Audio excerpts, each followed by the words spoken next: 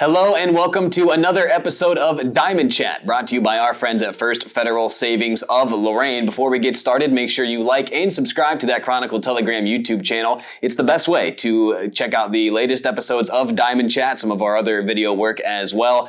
Fantastic stuff from Kristen Bauer and all the folks from the Chronicle Telegram up on that YouTube channel, so make sure you like and subscribe.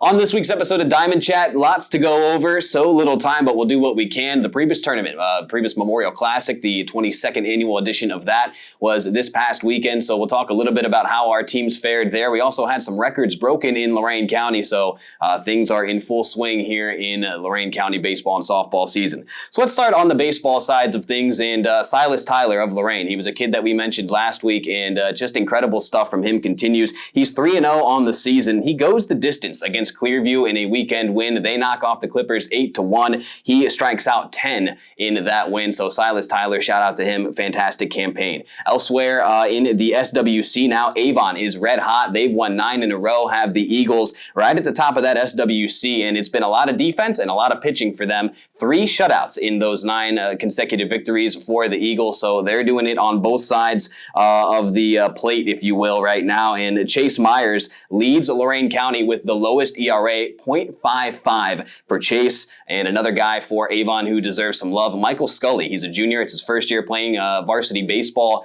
and he's been fantastic. He had the tying hit on Friday in a 4-2 win over Brunswick, and he was also part of the go-ahead rally the next half inning in the 6th as he led things off with a double, ends up coming around to score for that go-ahead run. So Michael Scully and the Eagles playing some good ball right now. Elsewhere in the SWC, North Ridgeville playing some very good baseball in their own right now. A winning streak of their own. They've won 7. And Adam Bright, just a monster performance Friday in an 11-1 win, over Columbia. On the mound, he allowed just 1 hit, 1 run. He struck out 8.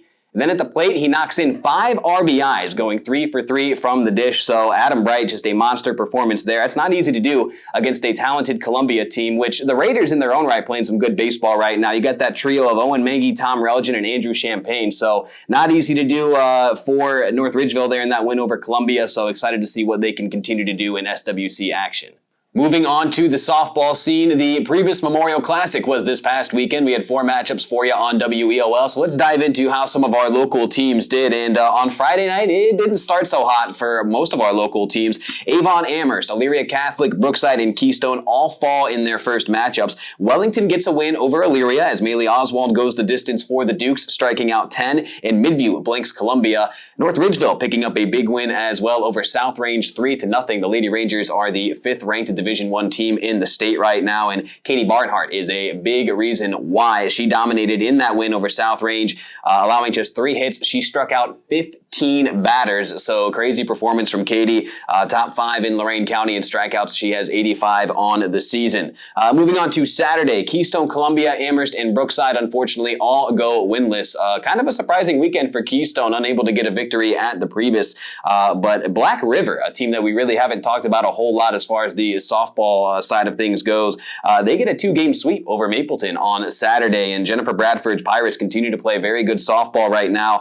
Midview goes 2-0 on Saturday as well, and Wellington picks up a victory as well as a loss to go 1-1. So overall, some of our teams not as well performed this past weekend at the Priebus as they maybe wanted to, but it's a great learning experience as the state tournament looms right around the corner, and that's actually where I want to go next. So we take a look at some of the district assignments here, and this is available in Monday's Chronicle Telegram to take a look at some of the matchups here. So we'll kind of quickly go through things here. In Division 1, the Avon Lake District, Amherst and Avon both have byes. Midview will play host to Lincoln West, and Elyria will host Shaker Heights. In the North Ridgeville District, the Lady Rangers, the top seed there, they are all alone as far as Lorain County teams elsewhere in that region go. And in the Brunswick District, Lorain will host Worcester, and Avon Lake has a bye. Moving down to Division 2, in the LaGrange District, Keystone as a number 2 seed has the bye there. Firelands will play host to Glenville. In the Canton District, Clearview will visit Fairview, and in Willard, Vermilion will play host to Galleon. In Division 3, Wellington District here, Elyria Catholic has a bye, as does Brookside, the 6 and 7 seeds. Wellington will visit Independence, and in the Creston Norwayne District, Black River has a bye. Oberlin will play host to VASJ, Villa Angela St. Joseph. And finally, Division 4, Columbia, the 7th seed, they play host to St. Thomas Aquinas, and Open Door will visit Our Lady of the Elm. So there's some interesting matchups here, and the way some things can shake out, a couple of things of note that I noticed, Elyria and Amherst in that Avon Lake District. If Elyria can beat Shaker Heights in the opening round, Elyria and Avon could end up playing each other for the third time in 2 weeks because of some Amherst and Avon could end up matching up for the third time in 2 weeks. My apologies, as Amherst and Avon have two back-to-back matchups this week. So the way things shake out there, you could have an instance where teams are playing each other 3 times in the course of just 2 weeks.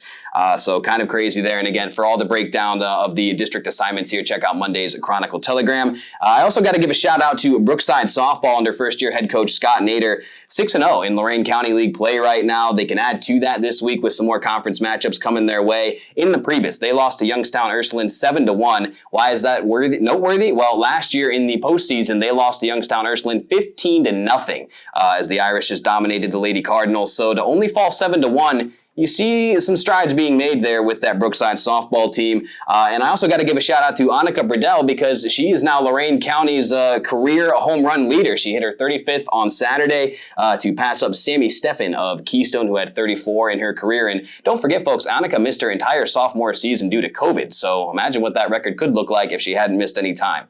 So we'll wrap up with this, what's coming up on Weol as far as Lorain County softball and baseball goes. Well, on Friday night, I'll have the call as Elyria Catholic will visit Amherst in an awesome non-conference battle, and then on Saturday, the Elyria Softball Classic. Weol will have coverage there. Not sure exactly what the matchups will be quite yet and how many games we'll bring you, but stay tuned to Weol's social media pages to find out what the coverage will be at the Elyria Softball Classic this Saturday. Before we get out of here, just another quick reminder, like and subscribe to that Chronicle Telegram YouTube page. It's the best way to keep up with the latest episodes as they drop. And for Kristen Bauer behind the camera, I'm Rocco Nucci saying thank you for listening to Diamond Chat, brought to you by First Federal Savings of Lorain. We'll see you next time.